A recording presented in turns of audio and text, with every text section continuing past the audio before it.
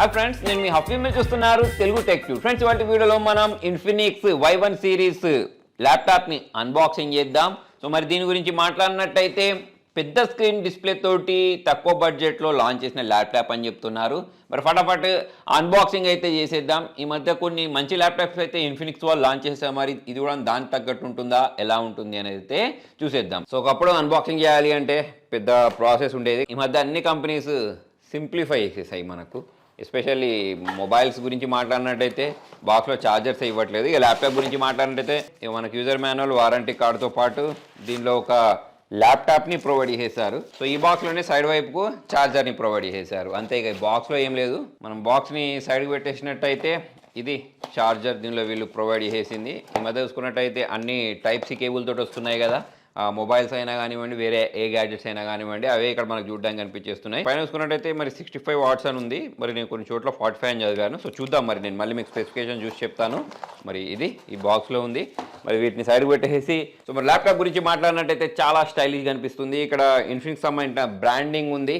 Build quality బాగుంది, దాదాపు 1 కేజీకి పైగానే ఉంటుంది. ఓవరాల్ చూసుకున్నట్టయితే బిల్డ్ క్వాలిటీ బాగుంది. దీని గురించి మాట్లాడదాం ఇప్పుడు. సో దీని ప్లస్ పాయింట్ కూడా ఇదే అనుకోవచ్చు. అల్యూమినియం అలా మెటల్ బాడీని యూజ్ చేసేసారు. సో దాంతోపాటే దీని సైజు మన ఇంతకుముందు వెయిట్ గురించి మాట్లాడితే 1.73 కేజెస్ అయితే ఉంటుంది. సో దీన్ని ఇలా ఓపెన్ చేసిన తర్వాత ఇలా కనిపిస్తుంది. సో దీని లోపల వైపు గురించి మాట్లాడినట్టయితే ఈ కీస్ కూడా చాలా పెద్ద సైజులో ప్రొవైడ్ చేస్తారు. దాంతోపాటు స్క్రీన్ సైజ్ చూడండి, స్క్రీన్ సైజ్ కూడా మనకు పెద్దగానే కనిపించేస్తుంది. సో ఇక్కడ మనకి ట్రాక్ ప్యాడ్ అయినా కానివ్వండి, మిగతావన్నీ అయినా కానివ్వండి, చాలా పెద్ద సైజులో కనిపిస్తున్నాయి. సో ఇంతకుముందు ఛార్జర్ గురించి చెప్పాను కదా, ఇది 45 వాట్స్ ఛార్జరే.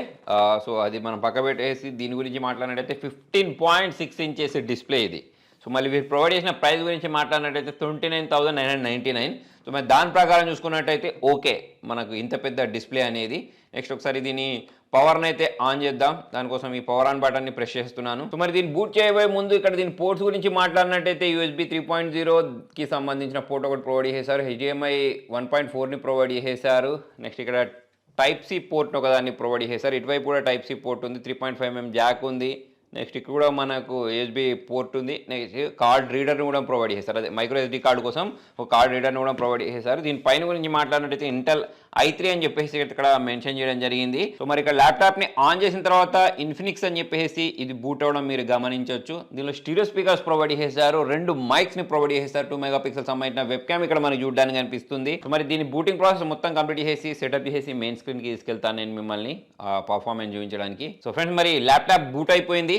దీని గురించి మాట్లాడినట్టయితే దీని యొక్క అతిపెద్ద ప్లస్ పాయింట్ నాకు దీని డిస్ప్లే లాగా అనిపించేస్తుంది. ఇంతకుముందు చెప్పినట్టు 15.6 ఇంచెస్ డిస్ప్లేని అయితే వీళ్ళు దీనిలో ప్రొవైడ్ చేశారు. జనరల్గా మనకు ఇటువంటి ప్రైజింగ్ సెగ్మెంట్లో ఇంత పెద్ద డిస్ప్లే అనేది చాలా తక్కువ చూడడానికి కనిపించేస్తూ ఉంటుంది.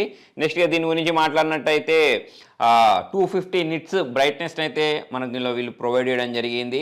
ఇక మనకు దీని స్క్రీన్ టు బాడీ రేషియో గురించి మాట్లాడినట్టయితే 86% స్క్రీన్ టు బాడీ రేషియో చూడడానికి కనిపిస్తుంది. బెజిల్స్ గురించి మాట్లాడినట్టయితే కింది వైపు పెద్ద బెజిలే ప్రొవైడ్ చేశారు. ఇక్కడ ఇన్ఫినిక్స్ Y సిరీస్ అని చెప్పేసి ఉంది. కాకపోతే చుట్టువైపులో చూసుకున్నట్టయితే మాత్రం మనకు బెజిల్స్ అనేవి కొంచెము చిన్నగానే కనిపించేస్తున్నాయి. మరి డిస్ప్లే బ్రైట్నెస్ గురించి మాట్లాడినట్టయితే ఇక్కడ మీరు చూడొచ్చు, పర్లేదు. డిస్ప్లే బ్రైట్నెస్ కూడా మనకు బాగుంది. కొన్ని వీడియోస్ని కూడా నేను ఇక్కడ మీకు ప్లే చేసి చూపిస్తాను. ఫ్రెండ్స్, డిస్ప్లే గురించి మాట్లాడినట్టయితే డిస్ప్లే యొక్క బ్రైట్నెస్ చూడండి. నేను ఇంతకుముందు చెప్పినట్టు 250 నిట్స్ బ్రైట్నెస్ని ప్రొవైడ్ చేసిన కారణంగా మనకు డే టు డే లైఫ్ యూసేజ్లో అయితే ఎక్కడ కూడా ఎటువంటి డిసప్పాయింట్మెంట్ ఉండదు. చాలా బాగా అయితే కలర్స్ కనిపించేస్తున్నాయి ప్రైస్కి తగ్గట్టు. దాంతోపాటు ఇక సౌండ్ గురించి మాట్లాడితే సౌండ్ కూడా నాకు లౌడ్గానే అనిపించింది. ఇక నేను మీకు వినిపించలేను, కాకపోతే సౌండ్ అయితే నాకు లౌడ్గా అనిపించింది.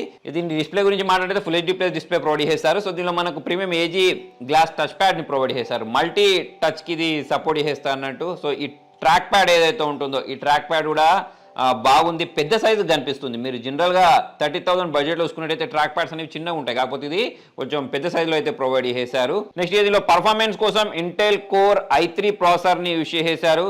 సో ఇది 10 నానోమీటర్ సూపర్ ఫైన్ టెక్నాలజీకి సంబంధించిన ప్రాసెసర్ అని చెప్పేసుకోవచ్చు. సో దీనిలో మనకు 2 కోర్స్ 4 థ్రెడ్స్ని అయితే ప్రొవైడ్ చేశారు. 900 మెగాహెర్ట్జ్ సంబంధించిన ఫ్రీక్వెన్సీ దీనిలో చూడడానికి కనిపిస్తుంది. ర్యామ్ గురించి మాట్లాడినట్టయితే LPDDR5 ర్యామ్ని ప్రొవైడ్ చేశారు. స్టోరేజ్ టైప్ గురించి మాట్లాడినట్టయితే 512GB PCI 3.0 SSDని అయితే ప్రొవైడ్ చేశారు. సో దీని కారణంగా మనకు డే టు డే లైఫ్ యూసేజ్లో చేసే పనులు ఏవైతే ఉంటాయో వాటికి ఇబ్బంది కలిగే అవకాశాలు అయితే లేవు. ఏం చేస్తాం, మనం IT ప్రాసెసర్ యూజ్ చేసి టైపింగ్ చేసుకోవడం, ఆఫీస్ వర్కులు చేసుకోవడం, ప్రింట్అవుట్లు తీసుకోవడం, దాంతోపాటే వీడియో కాల్స్ మాట్లాడుకోవడం, మూవీస్ చూడడం, సాంగ్స్ వినడం, ఇటువంటి పనులు అయితే చేస్తుంది చూసారా, వాటికైతే మనకి ఇక్కడ ఎటువంటి ఇబ్బంది అయితే కలగదు. ఇక చిన్న చిన్న వీడియో ఎడిటింగ్ పనులు కూడా చేసేసుకోవచ్చు అనుకో. సో అలా అని చెప్పేసి ఇక నేను పెద్ద పెద్ద గేమ్లు ఆడతాను, సో అటువంటివి పని చేయదు. కానీ చిన్న చిన్న మీడియం గేమ్స్ ఏవైతే ఉంటాయో వాటినైతే మనం దీనిలో ట్రై చేసేసుకోవచ్చు. దాంతోపాటు ఐస్ట్రామ్ 2.0 అడ్వాన్స్డ్ కూలింగ్ సిస్టమ్ కూడా వీళ్ళు ప్రొవైడ్ చేశారని చెప్తున్నారు. అంటే మనకు ఈ ల్యాప్టాప్ ఏదైతే ఉంటుందో అది హీట్ అవ్వకుండా ఉండడానికి. కనెక్టివిటీ విషయాల గురించి మాట్లాడితే బ్లూటూత్ 5, దాంతోపాటు వైఫై 5.1 చూడడానికి కనిపిస్తుంది. నెక్స్ట్ ఇక దీనిలో అతిపెద్ద plus point 50 watt hour battery అని చెప్పేసుకోవచ్చు. సో దీని కారణంగా మీకు ఆల్మోస్ట్ ఒక 6-7 గంటల బ్యాటరీ బ్యాకప్ అయితే ఇది ఇచ్చేస్తుంది. సో మరి మనం ల్యాప్టాప్ నుంచి ఎక్కువగా ఎక్స్పెక్ట్ చేసేది అదే కదా, మనకు బ్యాటరీ బ్యాకప్ అనేది బాగుండాలి. ఈ ఎన్ని ఉన్నా సరే బ్యాటరీ బ్యాకప్ అనేది బాగుంటేనే కదా మనం వర్క్ చేసుకునేది. సో దాని ప్రకారం చూసుకున్నట్టయితే మనము ఎక్కడ కూడా డిసప్పాయింట్ అయ్యే అవకాశాలు అయితే మనకు కనిపించవు. సో ఇప్పుడు నా చేతిలో ఉన్న వేరియంట్ గురించి మాట్లాడితే 256 GB SSDది, అలా కాకుండా మనకు వేరే స్టోరేజ్లలో వేరే ర్యామ్ టైప్లలో కూడా దొరుకుతున్నాయి. ఇది నేను వాడేది బేస్ వేరియంట్. సో దీనిలో మనకి ఇంకోటి ఏంటంటే ఫుల్ బ్యాక్లెట్ కీబోర్డ్ని కూడా ప్రొవైడ్ చేశారు. సో అది కూడా మనకు చాలా తక్కువ బడ్జెట్ ప్రైస్ సెగ్మెంట్లలో ఇటువంటి చూడడానికి కనిపిస్తూ ఉంటుంది. దీనిలో మనకు 45 వాట్స్ ఛార్జర్ని ప్రొవైడ్ చేశారు కాబట్టి ఒక 1 అవర్లో 75% దాకా ఛార్జింగ్ అయితే ఇది ఎక్కుద్ది. సో ఫాస్ట్ ఛార్జర్ అని చెప్పేసుకోవచ్చు.